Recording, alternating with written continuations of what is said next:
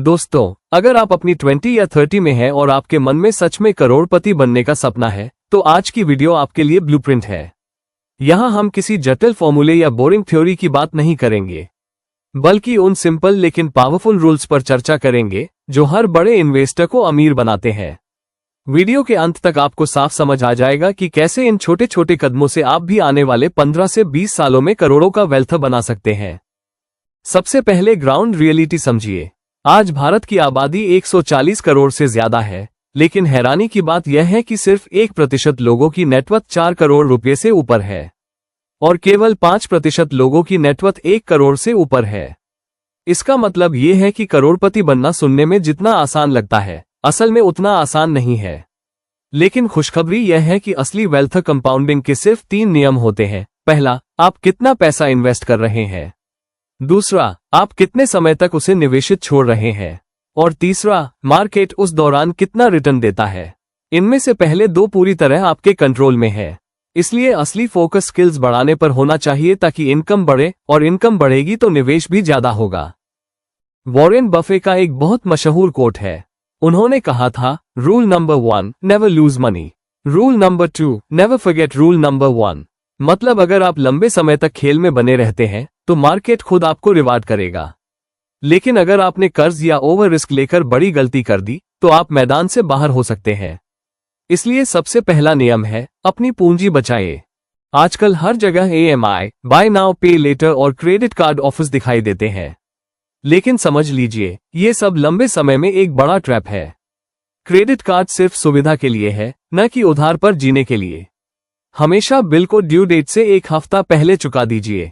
1 रुपये का भी इंटरेस्ट या लेट फीस आपके वेल्थ क्रिएशन को धीरे धीरे खा जाता है। स्टॉक मार्केट में भी यही सच है। अगर आप लीवरेज यानी उधार लेकर ट्रेड करेंगे तो एक गलत मूव आपको पूरी तरह बाहर कर सकता है। इसलिए क्लियर मैसेज है, जीरो डेट लाइफस्टाइल अपनाइए। आप मार्केट का रिटर्न कंट्रोल नहीं कर सकते, लेकिन आप अपनी इनकम और स्किल्स जरूर कंट्रोल कर सकते हैं। हर 6 से 12 महीने में अपने करियर या बिजनेस से जुड़ी कोई एक नई स्किल सीखिए, जैसे AI tools, data analytics, digital marketing या कोई टेक्निकल एक्सपर्टीज।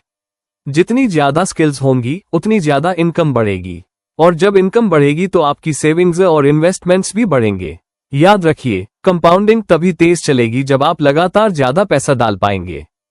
अधिकतर लोगों की सबसे बड़ी गलती है कि वो खुद स्टॉक चुनने की कोशिश करते हैं, लेकिन सच ये है कि अगर यह आपकी कोर स्किल नहीं है तो खुद स्टॉक पिक करना खतरनाक हो सकता है। इसके बजाय म्यूचुअल फंड्स और इंडेक्स फंड्स जैसे साधनों का इस्तेमाल कीजिए। एक आसान एलोकेशन ये हो सकता है, 33% लार्ज कैप, 33% मिड कैप और 33% स्मॉल कैप फंड्स। इससे आपका पोर्टफोलियो बैलेंस रहेगा और आप मार्केट की ग्रोथ का पूरा फायदा उठा पाएंगे। याद रखिए, सिंपल इज पावरफुल। अक्सर लोग पूछते हैं, मार्केट अभी ऊपर है, क्या मैं रुक जाऊं? या मार्केट गिर गया है, क्या मैं निकल जाऊं? डेटा कहता है कि पिछले 45 सालों में लगभग 42 साल मार्केट 10% से ज्यादा गिरा जरूर, लेकिन उनमें से 37 साल अंत में पॉजिटिव क्लोज हुए।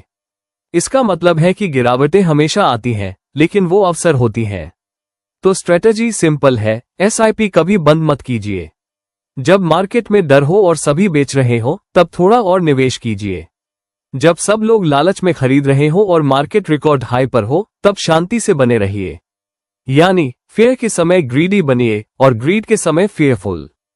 बहुत लोग सोचते हैं कि रियल एस्टेट ही सबसे अच्छा निवेश है, लेकिन हकीकत यह है कि टैक्स, मेंटेनेंस और ट्रांजैक्शन कॉस्ट निकालने के बाद इसका रिटर्न अक्सर 4 से 6% ही रह जाता है।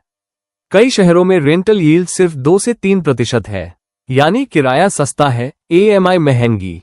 गोल्ड भी हमेशा वेल्थ प्रोटेक्ट नहीं करता, कई बार यह सालों तक फ्लैट रहता है।